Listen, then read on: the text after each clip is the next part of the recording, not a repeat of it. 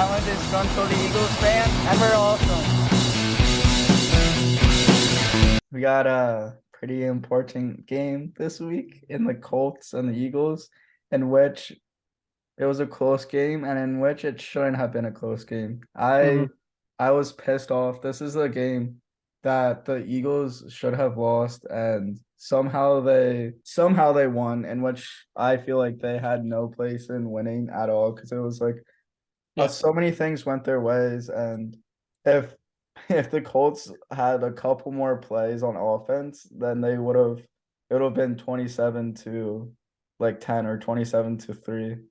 And we we were getting blown out by the Colts. I It was just so frustrating to watch. I mean, don't say blown out. We were Yeah. just because I mean, scoring wise, we weren't doing that great. It was field Yeah. goals mainly, but we were containing your passing game really well. Um, I didn't get to really like see too much of the game. Obviously, I'm speaking by numbers here, just because that's mainly what I got to see. Since I was at a game during this time, but the Colts right now lead the league in yards allowed against like wide receivers. I'm pretty sure. So like which was like a major area for concern last season was like, okay, we need to get some veteran corners in here that can really take over this defensive back group. And Stephon Gilmore has been amazing. And a lot of other people have stepped up. Isaiah Rogers is like, I think like PFF's highest ranked corner as well, like just per in relation to how often he's on the field, which isn't as often as like Gilmore and such. But yeah, I think we've made some like really big improvements in that area. And I think the pass rush has also been pretty consistent. Ngakwe has finally had like a really good game.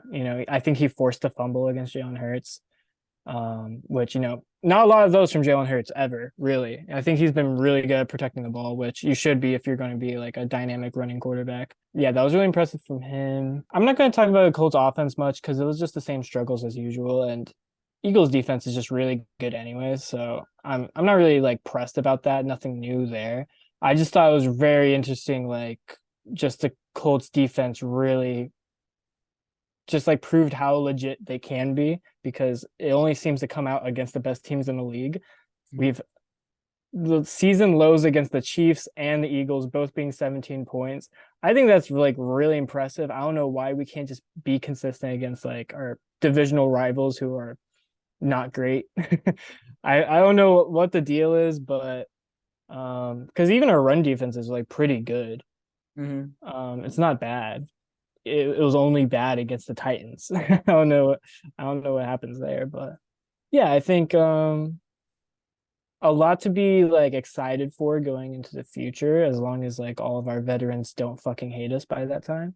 And the only thing left I have to say about this is Nick Sirianni's passion about doing that shit for Frank Reich. And I agree. I didn't like how Frank Reich got fired. I still am going to like be happy for Jeff Saturday's success and all of that, but I don't like how it all played out in general. And I just love Nick Sirianni. I always have. He was my vote for Coach of the Year this year, which I think he's basically like, unless they go on a huge losing streak, he's going to get it, right? Like, I think we can agree with that. I've always liked him. I actually went back and looked at the video we had where I like told you everything about Nick Sirianni that I knew. And I think that was like one of our more successful videos. And I'm just like, yeah, I was right.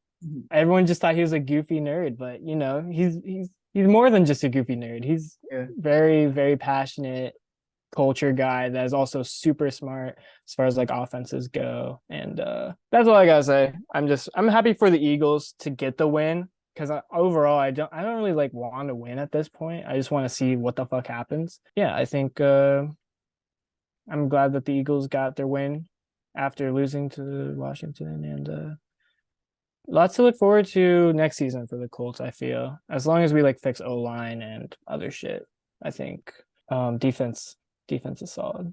On the Eagles side, the main thing that I'm concerned about right now is how many turnovers we're committing, because it's like yes, all the past two games with Washington and the Colts, the announcers have not been stopped talking about the turnovers, and they do have a point because Eagles only they only had all three offensive turnovers in the first 8 games, but then they ended up having 4 against Washington and then I believe 2 against the Colts.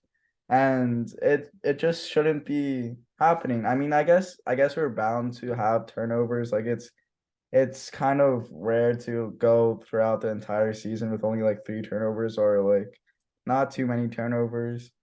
I guess a prime example is like Aaron Rodgers always having two interceptions, 4 interceptions, but I feel like you can't go throughout the entire season with like under 5 turnovers. But having six total turnovers in the last 2 games, that just can't happen for a Super Bowl team. Like you can't win like Super Bowls and you can't win playoff games turning the ball over, and because that just we can't control the game that way. We can't control time of possession. We can't score. Obviously, it just stops momentum, and yeah, I'm just really happy that the Eagles were able to bounce back, even though it wasn't just in the fourth quarter, towards the end of the game. But yeah, that's my main concern. And my other biggest concern was that Eagles run defense, in which after the first drive, when the Colts went down and scored a touchdown, I was like, oh God, here we go again. We're playing against Jonathan Taylor. Like They clutched up.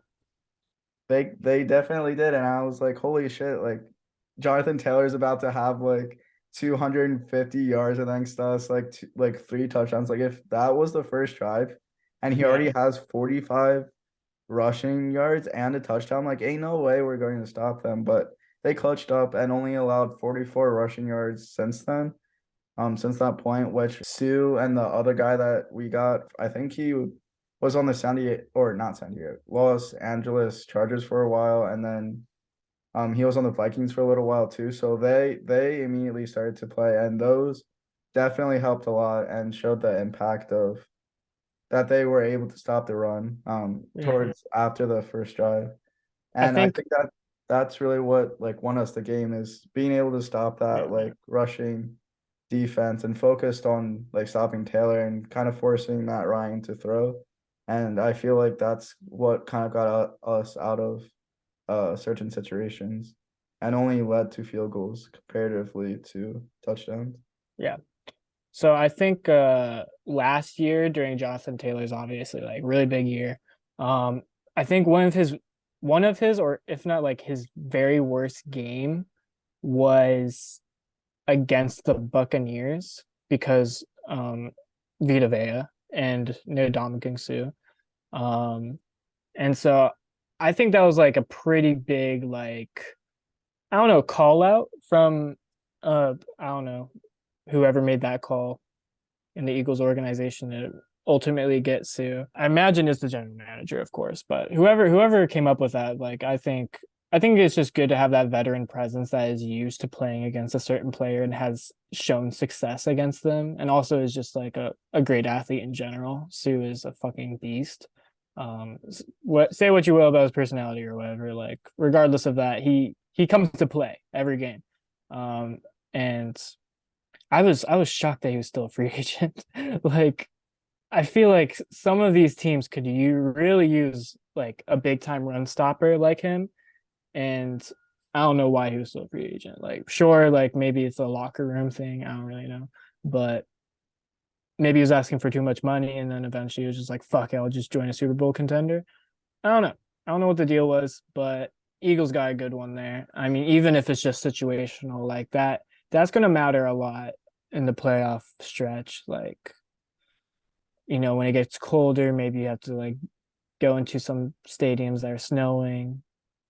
Running is going to be like the primary objective. Like, that's going to be huge. 100%, 100%. And yeah, that just makes me more confident, especially when Jordan Davis comes back, because I think I don't know when he got hurt against the Steelers, so I think he's gonna come back in the next like 2 or 3 weeks, and that's gonna be a scary defense to play. And yeah, that makes me a lot more confident about that defense. I just hope that offense can figure its shit out and figure out these turnover issues. Because like AJ Brown had a fumble, which I'm sure you were happy about, Titus, to see. But just because of him being a Titan and everything. But yeah, I just love Nick Sirianni's passion. And like he was like screaming up at the Colts fans and stuff. I don't know what he was saying, but He basically said that shit was for Frank Reich. okay. So Like literally, like that's what the video that surfaced recently. Like everyone was saying, like, oh, he was really just going up to the Eagles fans and saying some shit, but right, it was actually the Colts fans. Like that shit was from Frank Reich. yeah. You can hear it very clearly. And then even in the press conference, he was like basically like referring to the fact that he was very unhappy with how Jim Irsay handled that. So, and just saying that Frank Reich was he basically like compared him to like being a father figure, which was like whoa. But I mean, I think that's also a very big tell that like Nick Sirianni was not up for any other head coaching gig the year he got the Eagles job. And so you have to imagine like Frank Reich played a really big role in that. Just like, being an Eagles alum himself, like just advocating for him. I think that's pretty important to like note because like even Eberflus, our defensive coordinator at the time, who's now Chicago Bears head coach, he was getting more head coaching like interviews during that season. And I mentioned like I was surprised that Sirianni got one over Eberflus, considering our defense was kind of the like more successful branch of our team that year. But yeah, very happy for Sirianni and all the success he's had. And he's right. He's absolutely right. Talk your shit. I mean, even though he only put up 17 points, like lol, but still, Yeah. I'm glad he got the win. The win's a win. The win's a win. Yeah. And I want Jalen Hurts to be more angry. I like not more angry, but like they kept like cutting to him throughout the game, and you just saw how pissed he was. And I'm like, yes, be pissed off at how you're Oh, I thought you were gonna say he yeah. like didn't show any anger. Okay, that's good. Yeah. Well, I Because mean, there's, like, do you yeah. know the Kemba Walker thing? No. So Kemba Walker, I mean, I don't know if he, I don't know if he's on a team anymore or if he like plays a lot anymore. But back when he was like on the Celtics, there was like a huge thing where every time he lost, he was like smiling and like going up to the opposing team's players, like shaking their hands. Like never really seemed to ever be like mad or sad about the loss. Yeah. And like people hated him for that. So I was worried like, oh shit, is Jalen Hurts doing it? But okay, that's cool. Yeah. That's good that he was mad. That's good. Yeah. I like to see that too. Yeah. Because like he was just like doing his Jalen Hurts thing where like he was trying to keep like a smug face on, like just try to act it cool, but you could like tell like he was fuming. Like he was fuming in his like own way. I'm like, yes, use this anger to like propel us into the playoffs and like have a playoff run because I don't want the Eagles to be coasting in by all means, and I want to use these last two games as like, hey, like a wake up call. And I think these last Yeah. games are gonna be a wake up call that we needed, and kind of Yeah. like we Next one were, too. yeah. Fuck, I want to beat Aaron Rodgers so badly. I feel like it's his game. We'll get to that later, but I just have a feeling like, oh shit, he's about to pop off for some reason. Like I think it's setting up for it, but we'll see. We'll see. We'll see.